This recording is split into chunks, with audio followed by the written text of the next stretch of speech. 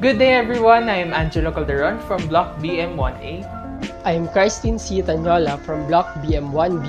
And I am Jochebed Valenzuela from Block BM1A. So kung mapapansin nyo, talagang nagsanib pwersa ang dalawang block for today's discussion. Tama, kaya sana marami kayong matutunan today. And we hope that you're all safe and comfortable while watching this video lecture. Now, let's proceed with the discussion. An Enquiry Concerning Human Understanding. So sino nga ba si David Hume? Siya ay isang tanyag na Scottish philosopher, historian, economist, at essayist. Binansagan siya bilang isang thoroughgoing exponent of philosophical naturalism. Ang mga works niya ay nakabase sa empiricism, skepticism, and atheism. Ang kanyang obra na talaga namang tumatak sa philosophical world ay ang mga A Treatise of Human Nature, An Enquiry Concerning Human Understanding, at An Enquiry Concerning the Principles of Morals. An Enquiry Concerning Human Understanding was published in the year 1748. This was a rewriting or revision of David Hume's A Treatise of Human Nature. It was once titled as Philosophical Essays Concerning Human Understanding. So this book is an attempt to define the principles of human knowledge. It includes significant questions about the nature of reasoning in regard to matters of fact and experience, and it answers them through the principle of association. We will further discuss the contents of this book on the next slides. This discussion will only focus on the chosen sections of the book. We are going to discuss the sections 2, 3, 4, 5, and 7. Let's start with the section 2 of Origin of Ideas. What is the origin of our ideas? According to David Hume, we must first differentiate the impression from ideas. He said that our impressions are perceived from our senses according to what we see, what we feel when we love or hate, or based on our desires and will. Impressions are more lively perceptions. On the other hand, ideas are formed from what we are conscious about. It is based on our impressions. Ideas are formed when we remember an impression. Ideas are also less lively perceptions compared to the impressions. Halimbawa, unang nabuo ang impression natin na nagsasabi na mainit ang apoy dahil naranasan natin na mapasok. Ito ay isang impression dahil nanggaling ito sa kung ano ang naramdaman ng ating senses o pandama. Sa kabilang banda, kapag naalala natin ang pangyayaring ito, ay nabubuo ang ating memory or ideya na mainit ang apoy mula sa previous experience natin. Kaya nating alalahanin ang ideya na ito, ngunit hindi ito kasing detalyado kumpara sa mismong karanasan natin at nagiging malabo ito kumpara sa naunang impresyon. Human perception seems to have unbounded liberty, but upon it is really confined within very narrow limits. According to Hume, our creative minds are limited to compounding, transporting, augmenting, or diminishing materials from our existing knowledge from our senses or experiences. Akala natin ay napakalawak ng pag-iisip nating mga tao dahil napakalawak ng ating imahinasyon. Ngunit ayon kay Hume, kung susuriin ay makikita natin na maging ang ating imahinasyon ay may hangganan din. Halimbawa, kaya nating mag-imagine ng isang golden mountain. Ngunit kung susuriin ay nanggaling din ang complex idea na ito sa dalawang simpleng idea na gold at mountain. Pinagsama lang natin ang dalawang simpleng idea na ito para maging isang complex na idea. Human understanding is also limited when an organ has a defect. When a man's senses is defected, he cannot form impressions, thus limiting the ideas that he can perceive. Halimbawa, hindi kaya ng mga bulag na mag-describe o mag-imagine ng color dahil hindi kaya ng kanilang senses na bumuo ng impression ng isang kulay. Ganon din sa mga bingi. Hindi nila kayang bumuo ng impression kung ano ang isang tunog dahil limitado ang kanilang senses o ang kanilang pandinig. Wala silang pandinig o kakayahan na bumuo ng impression na naglalarawan sa isang tunog o sound. Now let's move on to the third section of the book that talks about association of ideas. According to Hume, there are principles of connections between our thoughts and ideas. These are resemblance, contiguity, and cause and effect. For example, a picture naturally leads our thoughts to the original. This is resemblance. If we think of a wound, we can imagine the pain. The wound is associated with pain because of contiguity. We also associate ideas through cause and effect. When we think of a cause, it naturally leads us to think of its possible effects. Hume admitted that this enumeration is incomplete because he cannot think of any other principles behind association of ideas. He encourages the reader to think more to complete this enumeration. Section 4. Skeptical doubts concerning operations of understanding. In the fourth section, Hume started by dividing the objects of human reason into two. First is the relation of ideas. It is demonstrably certain, and the contrary to relation of ideas will imply contradiction. It is discoverable by mere operation of thought or logic. It is a priori, or which means that it is theoretical and not based on experiences. On the other hand are the matters of fact, which is not certain, and contrary to matters of fact is possible and will not imply contradiction. It could never be distinctly conceived only by mind or by logic.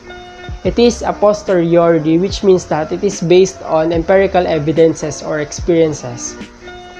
To understand more, let us have some examples. First, the relation of ideas are all logically true statements. Hume gave the Pythagorean Theorem as an example. He said that the square of the hypotenuse is equal to the square of the two sides. This is a proportion that expresses the relation of the figures. We cannot contradict this idea, and this idea is conceived through human logic or thoughts. Sa kabilang banda naman ay ang mga matters of fact. Halimbawa nito ay alam natin na sisikat ang araw kinabukasan. Ang ideya na ito ay hindi lamang bunga ng ating pag-iisip o ng human logic. Ang kaalaman na ito ay nabuo dahil sa ating obserbasyon at karanasan na araw-araw nating nakikita na sisikat naman talaga ang araw tuwing umaga. Hume said that all reasonings concerning matters of fact seem to be founded on the relation of cause and effect. We're even able to know unobserved matters of fact through this relation. Our knowledge of cause and effects that leads to reasoning using matters of fact are discoverable by experiences. For example, let an object be presented to a man with a very strong natural reason and abilities. If that object is entirely new to him, he will not be able to discover any of its cause and effect. Hume gave Adam as an example. Supposing that his mental and reasoning abilities are entirely perfect, he will still not be able to infer that the fluidity and transparency of the water would suffocate and drown him. He will just be able to infer what will be the effect of the water to him after he experiences it first. The mind can also never possibly discover the effect of something just by thinking of its cause, for the effect is a totally different event from the cause, thus can never be discovered in it. Halimbawa, may isang billiard ball na gumugulong patungo sa isa pang billiard ball. Kaya ba nating hulaan kung ano ay eksaktong mangyayari sa pangalawang bola? Matatamaan kaya ito at gagalaw? Kasaang direksyon kaya ito pupunta? In addition, we can also never accurately tell what will happen next because there could be many other possible effects that might happen. Like in the previous example of the billiard ball, Hume also believed that we base our prediction of future events to our past experiences. A bread that I ate nourished me. Therefore, another bread with the same sensible qualities will nourish me at another time in the future. Lastly, Hume said that it is also certain that even the most ignorant improves through experiences, and he will learn the qualities of natural objects through observing the effects that will arise from it. For example, an ignorant child touched a flame in a candle. What do you think will happen? The kid will be careful not to touch a flame again because he discovered that a flame is hot and could cause pain. Now, let's proceed to Section 5, Skeptical Solution of These Doubts. Cause and effect has no rational justification. It is not certain, it can't guarantee anything, and it is only probable. So as a solution to this doubt, Hume said that cause and effect is just a constant conjunction. Ano nga ba ang constant conjunction? Constant conjunction means one event followed by another. We cannot say that two events are causally related, but only that we constantly find one followed by the other. If hindi naman pala certain ang cause and effect, why do we humans still act according to it? For instance, if a baseball comes flying at your head, you will still duck to avoid it. Even if there's no guarantee that the baseball will hit or hurt you, you will still duck para maiwasan ito. This action is because of our custom or habit. What is custom or habit? Custom is the tendency to behave formed after repeated experiences of constant conjunction. Take note ha, repeated experiences. When we experience repeated constant conjunction, our mind will be conditioned to expect that something will happen if a certain thing happens. We understand cause and effect not through rational inference, but through psychological habit. Kailangan paulit-ulit muna nating ma-experience ang isang process bago natin makita how these two events in this process are causally connected. One example is the collision of billiard balls. If unang beses pa lang natin makakita nito, wala pa tayong idea na gagalaw yung isang billiard ball kapag natamaan ng isa pang bola. Kailangan muna nating makawitness ng maraming billiard ball collision para makondisyon yung mind natin through custom na magkakos ng movement yung tamaan ng dalawang billiard balls. Custom guides our life kasi it makes our experiences useful to us by making us expect for the future through the events which have appeared in the past. If not for the influence of custom to us, yung pag-iisip natin ay hanggang doon na lang sa kung ano yung immediately present sa memory and sense experience natin. Hindi na natin kayang mag-reason beyond every matter of fact. Hindi natin makakayanang mag-speculate, and kapag may nangyaring isang event, we won't have any ability to see that certain action leads to a certain consequence. According to Hume, nothing is more free than the imagination of man. Our minds can mix, separate, and divide several ideas into a new sort of fantastic ideas. Pwede nating ma-imagine na this certain event is existent at nangyari ito sa ganitong paraan or nangyari ito sa ganitong lugar. Pero we must be able to differentiate fiction from belief. Ang main difference ng sa dalawang ito lies in some sentiment or feeling. Ang fiction ay based lang sa imagination. It enables us to create strange images or ideas from our simple impressions. Some examples are unicorns or aliens. On the other hand naman, belief is a combination of imagination and reality. Dito, we are heavily restricted kasi belief is based upon our direct sense impressions or based to sa senses natin. Magkakaroon tayo ng certain feeling na dapat ang imaginings natin ay nagko-correspond sa reality. So kung matatandaan nyo, sinabi ko kanina na nagkakaroon tayo ng idea dahil sa cause and effect. And kapag hinuluan naman natin ito ng force of custom, itong idea or imagination na ito will turn into a belief. Nagiging isang steady conception siya.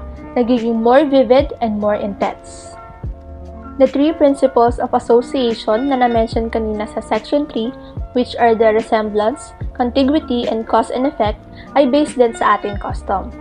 All inferences from experiences are effects of custom, not reasoning. Pino-point out dito ni Hume na kapag nagpo-form tayo ng idea based on cause and effect, instead of reason, we should use our instinct. Since lahat ng action and speculation na nangyayari sa mundo ay caused by cause and effect, sinasabi ni Hume na unreliable na magbase tayo sa reason. Ang reason daw kasi is extremely liable to errors and mistakes. For example, yung mga children, their reasoning abilities are not fully developed, and some adults, even the intelligent ones, commit countless errors in their reasoning. In contrary naman, when we use instinct with enforced custom, we are less likely to commit errors. Then, Hume doubts the rational foundation of everything that is useful and helps us get by in the world. Hindi raw lahat purely nasosolve rationally. Imagine if walang inherent instincts ang isang tao and hindi niya alam kung paano pagalawin yung limbs niya.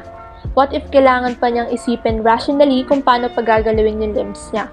Then, never siyang makakapagsimula, diba? Kasi hindi niya alam kung paano. Baka mauna pa siyang mamatay before he can rationally determine things. This shows how our instincts or our nature matters. Additionally, hindi tayo gagawa ng action if we didn't know that something will happen to us in return. For example, nagtatrabaho tayo kasi meron tayong pera if pumasok tayo sa trabaho. We don't do things because of a reason. Instead, we do things because we know something will happen if we do. So let's go to the last section of the idea of a necessary connection. Ayon kay David, there are no ideas that occur in metaphysics na mas obscure and uncertain than those of power, force, energy, or necessary connection. So para mas maintindihan natin yan, tingnan muna natin yung source ng connection na ito. There are three sources na na-identify ni David sa works ng predecessors niya: external impressions, internal impressions, at supreme being. So let's go with the first source. John Locke thought na we get the idea of power from external impressions, or ibig sabihin sa nakikita, nadadama, or naririnig natin regarding physical objects. Example, pag nakakita tayo ng bola sa bilyar, hitting another ball, we see that an event followed, and yun yung paggalaw ng bola. In David's reasoning, makikita lang natin yung sequence of events or conjunction, not the connection sa pagitan nila. And he thinks na hindi natin mapapredict na gagalaw ang bilyar kung wala tayong prior information or experience regarding dito.